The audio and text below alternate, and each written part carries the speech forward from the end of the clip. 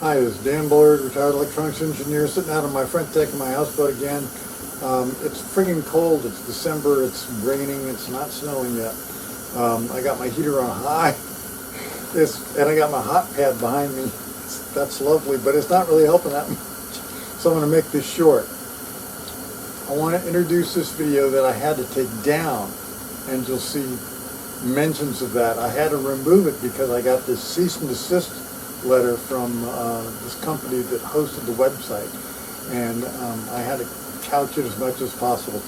Hopefully they're not going to make me take that one down too. But the Bullard Laws of Harmonics don't just apply to electronics. It applies to everything and includes vibration, anything that involves a wave, anything that involves a wave.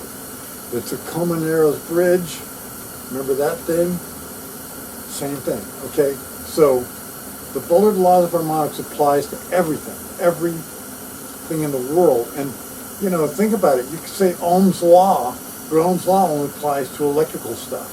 It's not Ohm's rule, it's Ohm's Law. So, you know, to that guy who said, you know, I want to talk about your rules. No, you talk about my laws. They're my laws. I discovered them. I'm taking credit for them. So, anyway. This was a great video I shot. I was drifting down the river over here without anybody keeping an eye on things. So just realize I'm drifting down the river blind. I never looked back to see where I was going.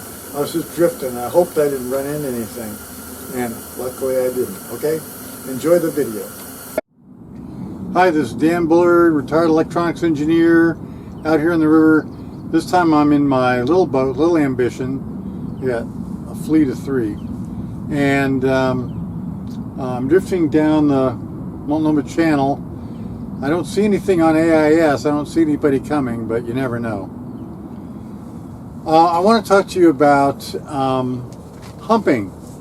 And no, not that kind of humping. Humps in a spectrum. And I had the bright idea of searching for humps in a spectrum, and I found a couple of sites where they were asking about that, a couple of bulletin board things. People were asking about humps. Why are there these humps? And apparently nobody knows the answer, and I told you that. Nobody knows this stuff. Okay, they're all idiots.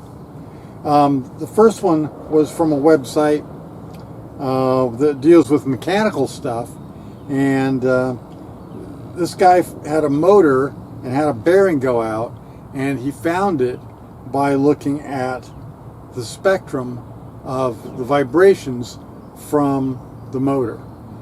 And so why would that happen? Well, if you have a bad bearing, a nick in a bearing or a spalling or something, you would have these frequencies coming out of it. You would have vibration, and every waveform, every vibration is going to have a fundamental frequency that is the lowest frequency, and then harmonics. And this guy saw these harmonics. Well, he didn't say they were harmonics. He saw these things that looked like humps, and he was asking about the humps. And there they are. So let's assume these are harmonics. I'm just going to assume that. Why don't they know about this? Because they're idiots. When you have a distortion in a sine wave, you will get humps. Sometimes. It depends on the kind of distortion and where it is. But the humping pattern, what I call the harmonic signature, that's the term I came up with. The harmonic signature usually has humps in it. Sometimes they're not obvious. They're they look weird. They look random, but they're not. There's a pattern to them, and I've shown you plenty now. You've seen the patterns. But sometimes they coalesce into humps. And remember that harmonic signature is due to the angle where the distortion happened in an electronic device. In a mechanical device, that would be determined by the shape of the thing that's screwing you up. For example, if you have a pit in a piece of metal, what's the shape of the pit?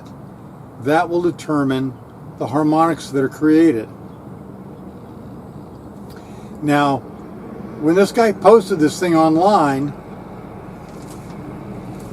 a number of people tried to answer, why do you have humps? One guy said, humps are often seen due to a lack of resolution to show the discrete frequencies that are present. If you zoom in on the hump with enough resolution, you'll often see the discrete frequencies with many sidebands. Bullshit. Bullshit. That is horseshit. Total crap.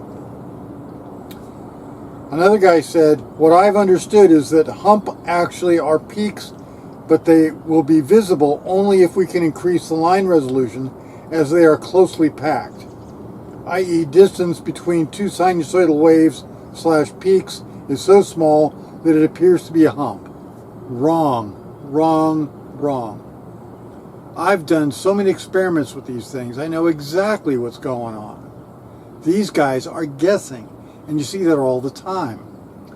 When I was working for or volunteering for the Vancouver Community Library, somebody put a book up for sale, and I took a look at it, went to the index, looked for harmonics, opened it up to that page, and it said the most ridiculous thing about square waves and how square waves contain all harmonics but mostly odd harmonics, and that the even harmonics could be enhanced by running the wave through an integrator, and then that would remove the odd harmonics and you get a triangle wave. Bullshit. A square wave and a triangle wave, assuming it's a 50% duty cycle square wave and a 50% T rise over T total, that is 50% of it is rising, 50% of it is falling. Those have the same spectrum, more or less, but the amplitudes of the harmonics are different. Both of those have no even harmonics because they're both symmetrical in time. They're not symmetrical in voltage, they're symmetrical in time. A square wave and a triangle wave do not differ from whether one has odd harmonics and one has even harmonics. Both of them have odd harmonics if they're symmetrical. So people are just making this stuff up, and I see it all over the place. And MIT is not immune. Rutgers, Stanford, they're not immune. Here's another one. Normally the hump area in the FFT is more or less damped resonance excited by something like flow noise, bearing fault impact, etc. In the TWF, which I don't know what that is, in the TWF it's not representative by one sinus, but many often high frequency that make the TWF look fluffy, so I connect the FFT hump with the fluffy TWF. Total horseshit. Total horseshit. Okay, another one that I found was pretty interesting. Somebody said on the Stack Exchange for data conversion or data analysis that he did some experiment in with a square wave or pulse wave in MATLAB. And in this experiment, he did the FFT and he saw that he got humps. And he wanted to know where they came from. And so I answered the same way I answered that other site. And so far, so good. But these guys just do not want my content. And I thought, well, maybe because I'm trying to sell my books. Yeah, it'd be great if you read my books, but, I'm not going to get rich off of my books. If they think that, they're a bunch of fucking idiots.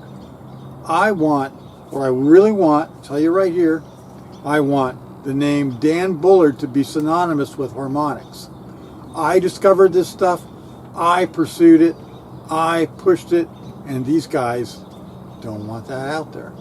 So I'll do my best, and like I'm doing now, and hopefully you're enjoying this. But remember, that's Bullard Laws of Harmonics number 2. The harmonic signature depends on the phase angle where the distortion happened. The distortion, if it happens at the peak, if it happens at the zero crossing, things look different. And I came up with a formula for that. Nobody else has. Nobody else even came close. They didn't even know the angles involved. Right? They have no idea. They're complete fucking morons. And pardon my salty language, but I was in the Navy, so I get to do that. So, you know what? These guys are fucking idiots. Anyway, this is Dan Bullard from the river. See you later.